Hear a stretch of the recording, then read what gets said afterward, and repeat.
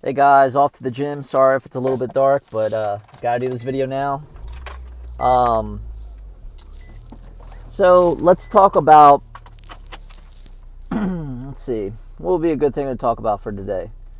I did a couple lessons today that were really cool, and I think one of the best ones that I did today would probably be learning to coexist. And to learn to coexist, you got 3 steps. You have to learn to be aware about everything around you, which means living in the moment. The next thing is you got to learn to communicate effectively with people, and the third thing is you have to learn to effectively listen to people. And I talked about this a little bit. You got to be comfortable around people in order to coexist, guys. The best way to overcome and to have more awareness in your life when it comes to being more to be able to coexist better is to meditate around large groups of people. And then this way you can feel comfortable hearing words and so on and so forth while you meditate. Being around the company of people, feeling comfortable about that while you're meditating and feeling relaxed. Your brain will be able to connect feeling good, relaxation, and breathing techniques associated with being around people. And that's a really good thing, guys, is, and this will help you to be more aware, because meditation obviously creates more awareness since you're focusing on one thing. And the idea is the more you're focused onto something, you can grow your awareness. So let's say, like, if you're constantly focused on one thing within a long period of time, your focus grows. And you can maintain that focus through having a routine and actually building upon it. Because, that's the thing with meditation. When you focus on your breath, guys, you'll be able to put that focus in action to be able to be aware of your present moment and to actually be in the present. Because most people are really not in the present. They're too deep in their mind to be in a present reality of living their life now. And meditation really helps. Another relaxation techniques are, you can go inside the woods, sit down and look at trees or whatever you want to do. But I'm just giving you a sign. Walking around and focusing on the walk. There's all different ways, but I think meditation is the best way, guys. You can go either all these different routes. Find anything that says relaxation and do that, and focus upon that exercise for 30 minutes every day.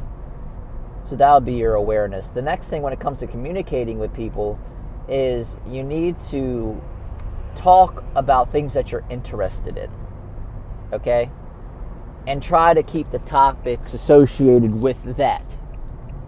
And, you want people to feel good when they talk to you. So you want the people to talk all about them, but you want them to talk about subjects that you're interested in, because then you're going to be more interested, hence remember more, get more out of the conversation, so on and so forth, which will help grow your communication skills, because you'll feel comfortable in talking about what you like, what you know. And this helps the other person feel more comfortable with you, because obviously they want to talk about that subject anyway, or they want to be talking about it. And it's something that they like, and it's something that they're interested in. And also, most importantly, it's about them. And it's not all about you in the situation. That's effective communication. And the next thing would be to listen effectively. And a great way to listen effectively will be to repeat in your head the most important topics. Now, let's say, like, if you meet somebody and their name is Brad, and obviously you don't want to forget their name. So as soon as they say, when you say what's your name, and they say I'm Brad, you need to repeat Brad 3 times in your head. So you go in your head, you do it quickly, like Brad, Brad, Brad. Okay, then you know because you clarified it, and it'll be able to stick into your longer term memory. So you need to be able to focus on that. Another thing when it comes to listening really good is to put your focus on every word they speak. And a real good exercise too is when it comes to communication, awareness, and listening is to be in a group scenario and talking to everyone around the group and putting your total focus in that conversation without you thinking about yourself. Now, see, most people, they don't communicate effectively, they don't listen well because of their awareness. See, it all goes together. So first awareness, communication, or it should be focus, awareness, listen, communication. So you should listen first before you talk. That's true. But listen and communication does go hand in hand because they do correlate with each other. So you just want to put that into mind. But if you don't have awareness, you don't have good communication and good listening skills. Okay?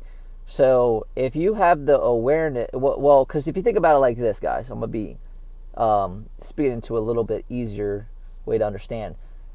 When you're not aware, it's because you're too deep in your mind. When you're too deep in your mind, it's from stress, from worry, from feeling negative, that you're not in the sense of reality of where you are right now. So you need to be able to be more aware for you to have more better communication and better listening skills, because you'll be more in the moment, and then you'll be able to coexist better with people.